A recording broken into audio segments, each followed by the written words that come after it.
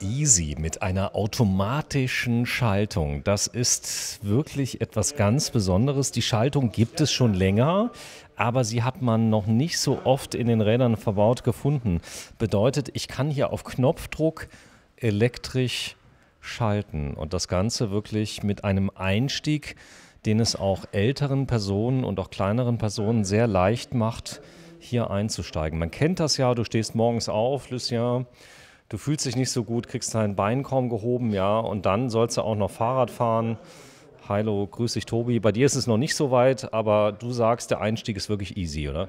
Genau, also das ist auch das, was so ein bisschen das Rad ausmacht. Du hast einen guten Einstieg, du hast eine große Möglichkeit, das Rad auf verschiedene Personen einzustellen, hast ein kompaktes Packmaß, ja, super bequem. Das kostet knapp unter 5.000 Euro. Es ist aber vom Feinsten ausgestattet. Eine elektrische Nexus ist drin, also eine Namenschaltung mit drin. Es hat einen ordentlichen Motor, was verbaut. Genau, da ist der CX verbaut, Der CX Genau. in einem Kompaktrad. Der CX im Kompaktrad und deshalb auch die Schaltung. Da brauchen wir ja die Inter 5E, die halt mit den Newtonmetern, den 85 auch zurechtkommt. Genau. Das ist jetzt nicht runter kastriert auf 75. Nee, das ist tatsächlich der richtige CX ungedrosselt. So, wir haben ein Model dabei, das ist Lucien. Grüß dich, Lucien. Lucien wird uns jetzt mal zeigen, nach getaner Arbeit, wenn du es mal gerade runternimmst, das Fahrrad. Was will ich jetzt machen? Hast du wieder Nee, einfach mal einsteigen, dass man mal zeigt, wie leicht man da reinkommt. Also man nimmt das Beinchen, steigt einfach drüber. Ich muss nichts irgendwie über den Sattel heben oder sowas. Nee, du hast halt fast einen Tiefeinstieg, also die kleine Stange, den Griff, den haben wir halt noch im Weg, aber da kommst du wirklich sehr bequem drüber. Viele Leute haben Angst, im Straßenverkehr unterwegs zu sein mit einem Fahrrad, bei dem irgendwelche Stangen im Weg sind, wo ich es nicht gut beherrschen kann an der Ampel und so weiter. Das kann man hier nun gar nicht behaupten. Also hier bin ich quasi direkt auf der Straße, wenn ich absteige. Genau, da hast du überhaupt kein Problem, also kannst du super bequem immer den Bodenkontakt halten, also das ist bei dem Rad super sicher. So, man sieht auch schön an der Rahmenform, Lucien, wenn du mir mal beschreibst, man hat hier keine Kosten und Mühen gescheut und hat Querrohre nochmal eingeschweißt. Das Ganze ist Aluminium. Das dient der Stabilität. Jetzt haben wir ja hier einen Tiefeinsteiger. Merkst du das irgendwie beim Einsteigen, dass da irgendwas wackelt, sich verwindet? Nee, also bei den Easys ist es ja so, dieses typisch ikonische halt hoch, runter, ne? Dieser typische Rahmen halt, ne? Ist halt sehr verwindungssteif. Mit dem Rad kann man locker 50, 60 Sachen den Berg runterfahren. Da flattert nichts. Was man auch sagen muss, das hier ist ein ganz besonderes Rad. Ihr habt es ja eben schon angesprochen mit dem CX. Das gibt es sehr, sehr selten. Es gibt nur das Holof-Rad noch. Das ist ja dann wieder über 6.000, haben wir bei dir auf dem Kanal auch gedreht, wo der CX halt Der stärkste Motor, muss der man stärkste sagen. Motor. Der, Und hier haben wir halt ein Rad, wo wir bei 4,5 echt noch im Bereich sind, trotz des starken Motors mit 4 Kolben, mit Hilfe der 5-Gang elektronischen Di2, dass wir das halt hinkriegen, dass der Motor nicht gedrosselt werden muss mit der so. Narbe.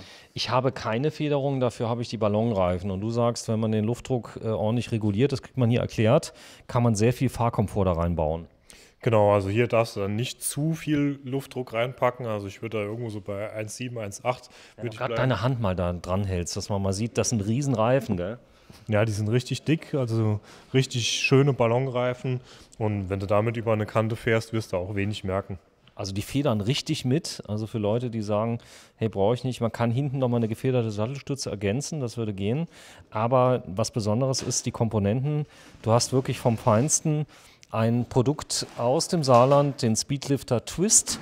Das heißt, ich kann ihn drehen und somit das Packmaß dieses Fahrrades unglaublich schlank machen. Wenn du mir das mal gerade zeigst, bitte. Das heißt also, ich habe jetzt ein Wohnmobil, nehme das mit und kann den Lenker einmal herablassen und kann ihn nochmal drehen. Und das mit einem einzigen Twist. Genau. Wenn du es genau mal hochdrehst. Ich habe nämlich genau diese Sattelstütze, deswegen kenne ich sie auch. Ihr merkt, das geht sehr einfach. Auf dem Podest immer ein bisschen schwerer, aber es sind 2 Handgriffe und du hast dann halt eine sehr schmale Silhouette und du kannst auch die Pedale nochmal abklappen, damit du dir hier nichts verkratzt oder dergleichen. So, jetzt kann man das mal sehen, wenn du mal kurz weggehst. Das Rad mal grad ganz gerade machst, also dass man mal das Sind sieht. wir bei 33, 34, also Zentimetern, maximal. ja, das ist Also eher so bei, ja, ungefähr ein DIN A4-Blatt hoch. und du was du hast. Von der Höhe auch sehen, du hast halt vielleicht 102 Millimeter, wo das Ganze so 1 Meter. Boah, das ist flach. Also genau sowas brauche ich. Bedeutet, ich kann es super mitnehmen. Ich kann auch 3, 4 Fahrräder in eine kleine Garage machen. Im Wohnmobil zum Beispiel. Das ist auch eine coole Anwendung. Also City, Wohnmobil, ich kann es reinheben in Kombi zum Beispiel. Ja, also kannst du ohne Probleme mitnehmen. Ist auch wunderbar für mal in der Bahn mitzunehmen. Also geht schon fast als Gepäckstück durch, leider noch nicht ganz. Aber hast halt überall bequem verstaut. So, man kann hier unten sehen, vom Feinsten bedeutet, ich habe einen richtigen Carbonriemen hier mit drin. Der ist wartungsfrei, muss man sagen, bis er kaputt geht.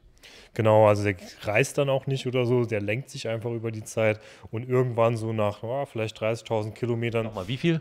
ungefähr 30.000 Kilometern sind wir dann so bei einem Punkt, wo man sagen kann, okay, den könnte man mal auswechseln. So, der würde dann aber wahrscheinlich immer noch gehen. Der hätte dann nur ein leichtes Spiel, nehme ich an, oder?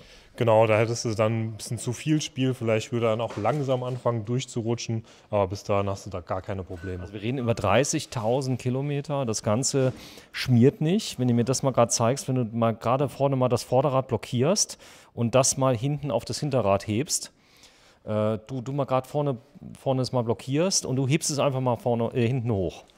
Dass wir das mal sehen. Oder so, das geht auch. Und wenn du jetzt mal mit deiner Hand an diesen Riemen einfach mal dran fährst, mal so richtig von oben bis unten, den mal streichelst, mal umfasst, mal so als würdest du ihn abreiben.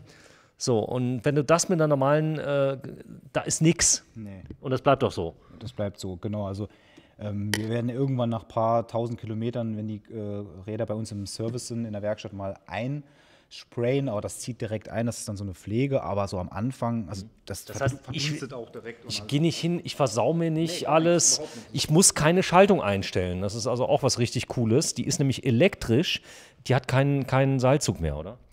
Du hast halt 5 Gänge, die werden vorne mit dem Taster, werden die gesteuert und du kannst dir sogar einen Anfahrgang einstellen. Also ich mag es zum Beispiel im 3. Gang anzufahren und wenn ich dann halt jetzt beispielsweise im 5. unterwegs bin und dann stehen bleibt, dann schaltet er automatisch zurück in den 3. Ist nahezu verschleißfrei, ist an die 85 Newtonmeter angepasst. Das heißt, ich habe bei der Schaltung ganz wenig Verschleiß, so gut wie gar keinen. Bei dem Antrieb keinen Verschleiß. Das sind schon mal 2 wesentliche Punkte, die dafür sorgen, dass die Leute viel zufriedener sind. Definitiv. Und du hast halt auch eine richtig gute Bremsanlage noch dazu verbaut. 4 Kolben vorne. Was? Bei 20 Zoll? Genau, bei 20 Zoll. Aber zurückdenken an den CX-Motor. Da muss auch mal ein bisschen stärker gebremst werden im Zweifelsfall. Du hast ja auch eine sehr starke Anfahrmöglichkeit. Und da haben wir jetzt eine 4-Kolben-Deore verbaut vorne. Hinten dann 2 Kolben. So, du sagst, man kann hiermit richtig Spaß haben. Man sollte allerdings damit mal gefahren sein, weil das ist ein echtes Komfortrad. Das, wenn man drauf sitzt, denkt man gar nicht, dass man auf so einem kleinen Rad ist. Das fängt an beim Lenker. Der hat maximalen Komfort. Das heißt, dass ihr da irgendwie das Handgelenk mal wehtut und so weiter. Das ist wirklich ein absoluter Komfortlenker, wie er hier ausgeformt ist. Ja, du hast halt, wie du sagst, hier schon diesen starken Backsweep, ne? Von der Kröpfung vom Lenker und dazu noch die Flügelgriffe von Ergon, die GP1. Ne? Und in der Kombination sehr hochwertige Anbauteile, die halt wirklich kribbeln in der Hand und irgendwelches Einschlafen verhindern. Und das ist halt schon sehr angenehm. Also mit dem, in der Kombination mit dem Motor, den Bremsen und diesem Vorbau hier, dann noch das Top-Display, was man hier noch so einstellen kann, das Kiox, ne? Ist schon eine feine Sache. Das Kiox ist das Top-Display, wirklich. Kann ich das verbinden mit dem Handy, wenn ich... Also ich wollte nur das relativieren. Also normal haben wir ja ein Intuvia-Display hier drauf auf den Easys. Und hier ist jetzt mal das Kiox drauf, damit man auch die Schaltung sieht, weil ich zeige es dir mal. Weil du kriegst ja die Gänge hier angezeigt. Und wenn ich dann hier schalte, ist ja eine elektronische Schaltung. Hörst du es? Warte mal, ich gehe mal kurz hinten hin. Warte mal kurz, bitte mal schalten. Das ist halt wie bei der Rohloff, ne?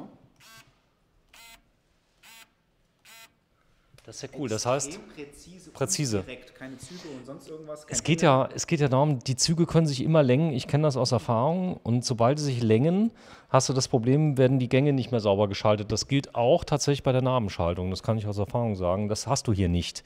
Die werden also direkt hier unten geschaltet.